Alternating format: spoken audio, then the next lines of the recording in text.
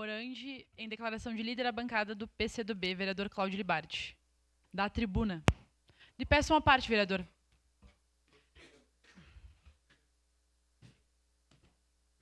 Passo os trabalhos ao vereador Bortola. Peço uma parte, vereador.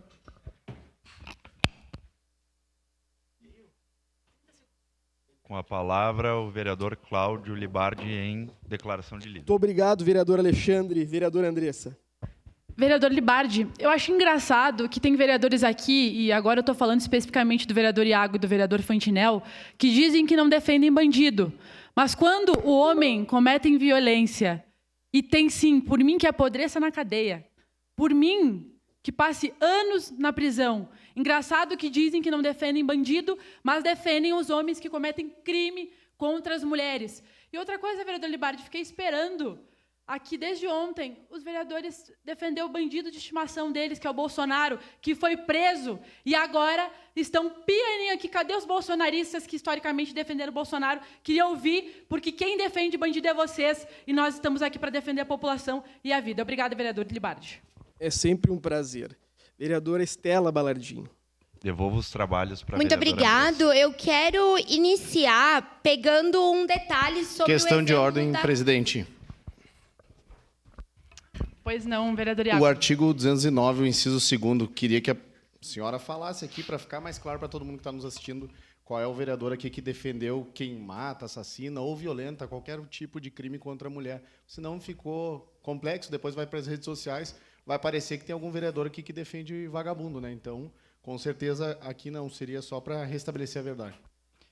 Vereador Fantinel vem reiteradamente defender os homens aqui que cometem crime e os senhores defendem Bolsonaro, que é o maior bandido desse país. Então, não retiro nada do que eu falei. Obrigada, vereador. Além do Heleno, qual é o nome?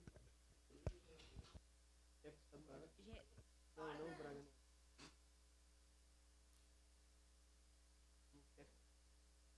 Eu posso voltar a falar? Perfeito, Estela, tem vontade.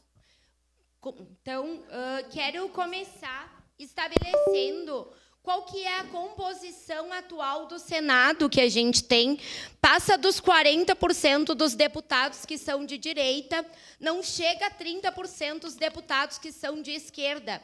Então, se as leis, enfim, não estão sendo aprovadas no Congresso, isso vale para o bem ou para o mal, não é culpa dos deputados de esquerda. Uma falácia, mais uma mentira de quem gosta de mentir várias vezes, dizendo que é culpa dos deputados do PT, sendo que a maioria são de direita.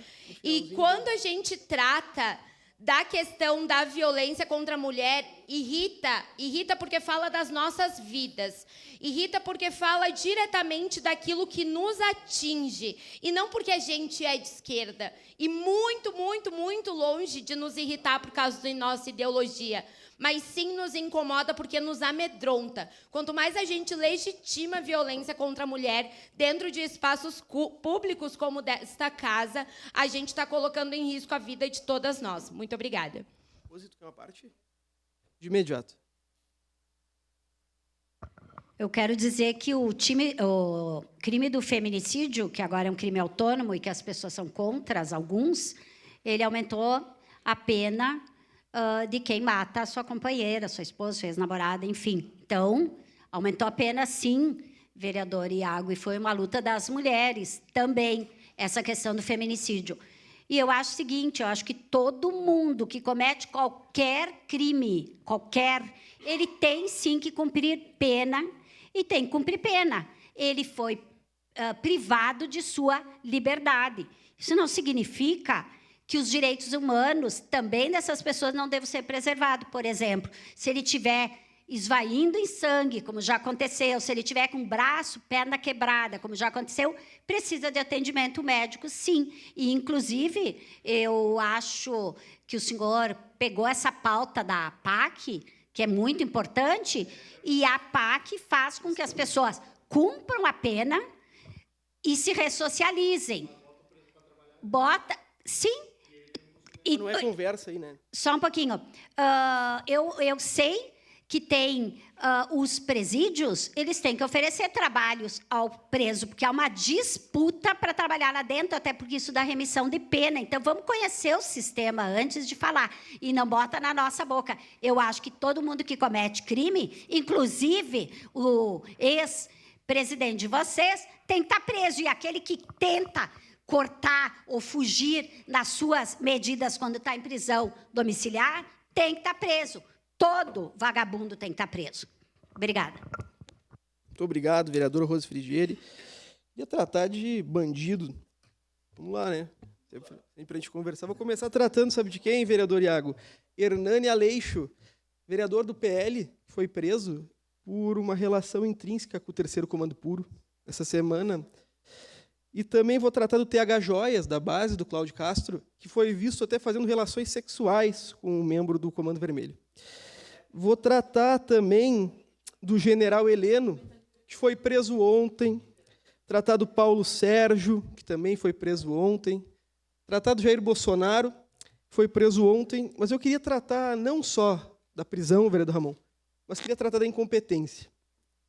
Que prender é bom, o fim de uma linha, mas a grande questão é que quando se paga por um ato que é seu, perfeito, não tem nenhum problema. Cometer um crime que cumpra. E a bancada do PCdoB é muito clara sempre ao se manifestar nesse sentido. Agora, o que me deixa mais triste é quando a incompetência e o crime tem como vítima e tem como responsável por pagar a pena outra pessoa. Então, nesse dia, vereadora Andressa, queria falar que a incompetência de Jair Bolsonaro vitimou 700 mil pessoas na Covid-19.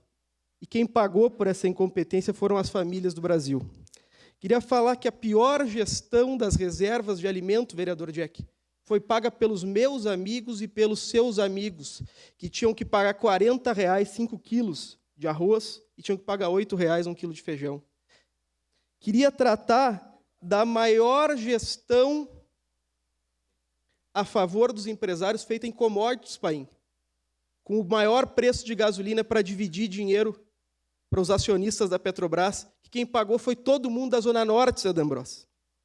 Queria falar sobre a pior gestão no investimento na indústria nacional, que causou o maior desemprego da nossa série histórica, que fez os meus amigos e minhas amigas metalúrgicas receberem um salário de fome durante um governo de tragédia.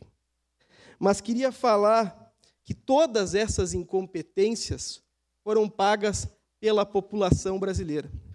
E chegou a hora de uma parcela dessa incompetência ser paga por Jair Bolsonaro, que não é competente nem para usar uma máquina de solda de plástico.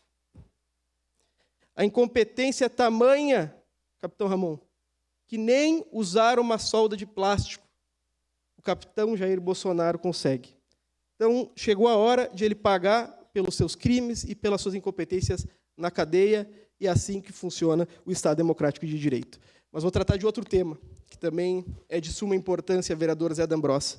Nós vivemos uma crise significativa com a quarteirização de ideias, vereadora Andressa, e é sobre isso que eu queria tratar. O município de Caxias do Sul tem uma crescente assunção de passivos trabalhistas, vereador Zé D'Ambrosio, e hoje, no presente momento, nós temos 878 ações na Justiça do Trabalho que o nosso município é réu.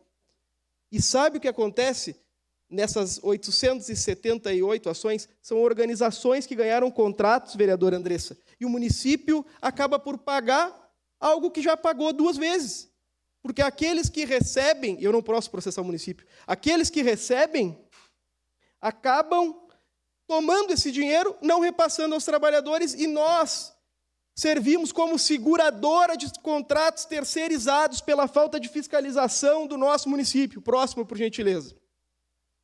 Vamos lá, os fatos relevantes. As maiores ações que o município responde tratam de ações com contratos de longa duração. Não é alguém que está aqui há 3 meses criando passivo, é alguém que está aqui, vereador Bortola, há 5 anos criando passivo e nós não rescindimos o contrato.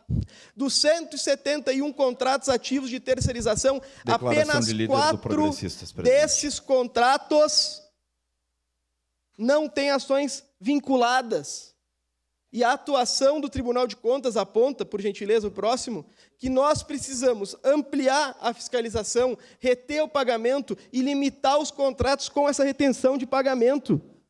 Porque nós criamos um passivo significativo e, infelizmente, o município, por não fiscalizar, acaba se tornando refém. Eu vou pedir para apresentar o PDF agora, para você de casa ter noção das ações que o município responde, Zé D'Ambrosio. Olha isso.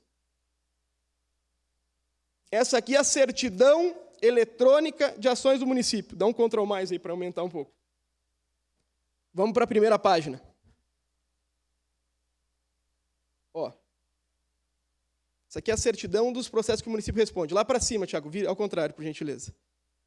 Vamos lá. O senhor que está acompanhando de casa. Certidão eletrônica das ações do município de Caxias do Sul, vereador Edson da Rosa. Isso aqui nós somos réus em relações de trabalho. Desce, vai descendo. Olha isso. Ação que não acaba mais. Quase 900 demandas trabalhistas que nós somos réus por falta de fiscalização dos contratos. Levando em consideração que 171 contratos, Zé D'Ambrosio, só 4 não têm ações. Será que não tem um problema a terceirização no município? Será que não vai ter problema a quarteirização no município? E é um assunto que o PCdoB quer discutir no próximo período. Porque esse passivo quem paga é a gente. E a gente paga esse passivo muitas vezes pela falta de competência do gestor público, como do então secretário Milton, que optou por receber uma ação trabalhista dos sindicatos médicos. Nós fomos condenados já a pagar 1 milhão e vamos ser condenados a pagar mais 150 mil de honorários por falta de fiscalização e zelo com o dinheiro público. Está perpassando a incompetência, está flertando com o crime. Muito obrigado. Obrigada, vereador Cláudio Libardi. Em declaração de líder, a bancada do PP.